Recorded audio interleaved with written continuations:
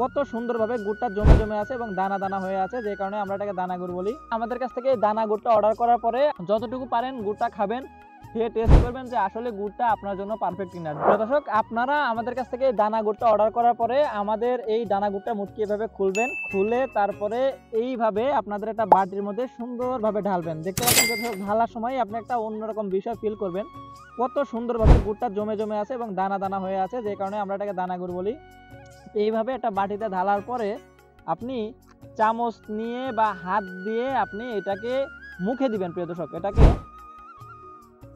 মুখে দিবেন, দেওয়ার পরে আপনি যতটুকু পারেন গুড়টা খাবেন, খেয়ে টেস্ট করবেন যে আসলে গুড়টা আপনার জন্য পারফেক্ট কিনা। যদি খাওয়ার পর আপনার মনে হয় না যে এই গুড়টা আপনার জন্য পারফেক্ট, খুব ভালো লাগছে, তাহলে আপনি গুড়টা রেখে দিবেন।